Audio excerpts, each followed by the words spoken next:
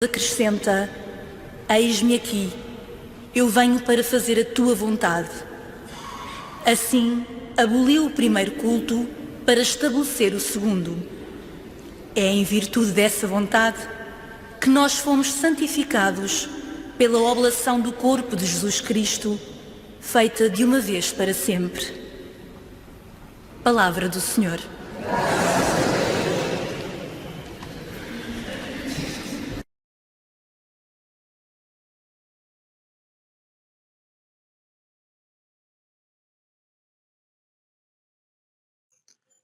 Devemos dividir bem esta leitura em três partes. Uma primeira, uma segunda, uma terceira. A primeira é o diálogo com Adão, a segunda, o diálogo com Eva, a terceira, o que Deus diz à serpente. Aqui já não se trata de um diálogo, trata-se de uma injunção à serpente. No diálogo com Adão, cuidar bem desta introdução, que introduz, como a palavra indica, o diálogo.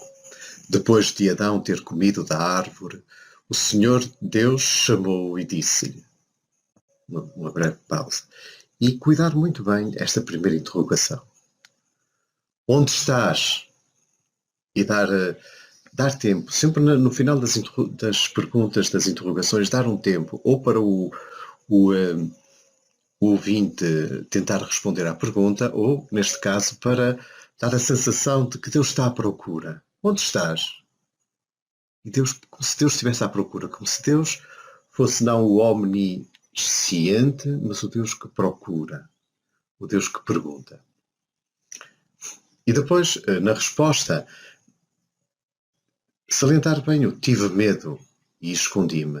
Na resposta a Deus, que nos interpela, há dois tipos de resposta. O eis-me aqui,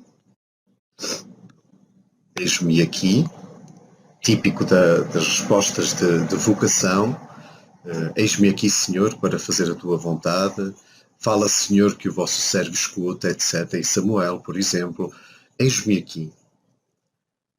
Ou então a resposta que é o esconder-se. Tive medo e escondi-me. Adão é este segundo tipo de resposta. Nesta passagem ilustra esse tipo de resposta. Tive medo e escondi-me. O homem que se esconde de Deus. Depois Deus continua a perguntar, continua o seu interrogatório, digamos assim, e Adão responde, portanto, por um passar de culpa. A mulher, e depois, que me deste? A mulher que me destes, quer dizer, no fundo a culpa é de Deus. Nem é da mulher, é de Deus, porque Deus é que lhe deu a mulher que me destes. Portanto, tu é que és o culpado. Portanto, estamos aqui nesta ideia do passar a culpa aos outros. Depois vem o diálogo com a mulher. Que fizeste? Que fizeste? E também dar um pequeno tempo para marcar a interrogação. A serpente enganou-me. Também, de novo, a mulher também passa a culpa, neste caso para a serpente. E depois, na injunção à serpente, nós vemos que Deus não dialoga com a serpente. Com o mal não há diálogo, há afastamento. Livrai-nos do mal, não há consenso a atingir, não há caminho em comum com o mal. Com o mal nós o afastamos. E Deus não pergunta à serpente, não quer saber sobre as razões da serpente. Deus afasta a serpente.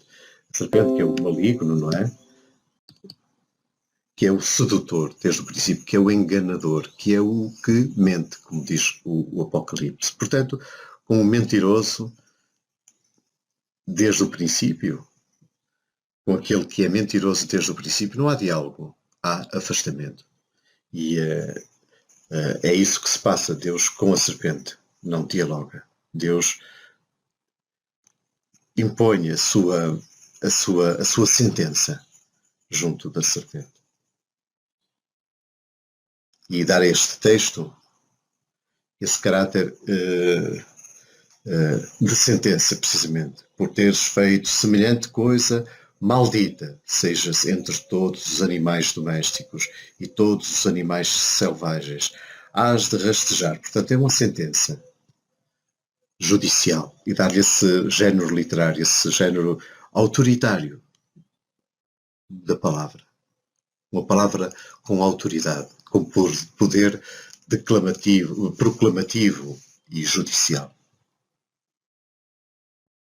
Nesta segunda leitura, que para ser bem percebida, ou melhor percebida, deverá ser naturalmente contextualizada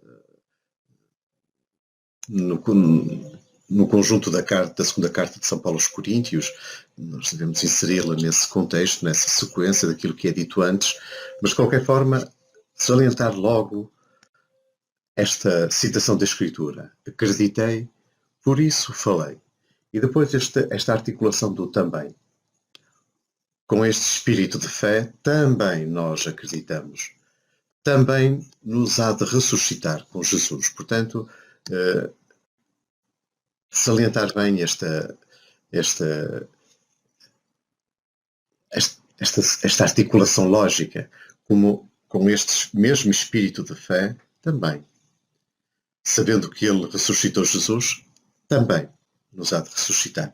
E depois destacar bem, do resto do texto, esta frase central: por isso não desanimamos.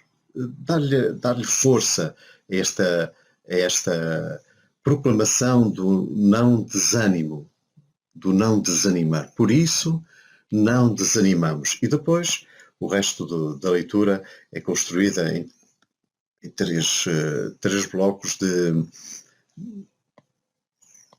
que marcam um certo dualismo: o homem exterior, o homem interior, a aflição do momento, a glória eterna, as coisas visíveis, invisíveis, visíveis, invisíveis, passageiras, eternas, etc.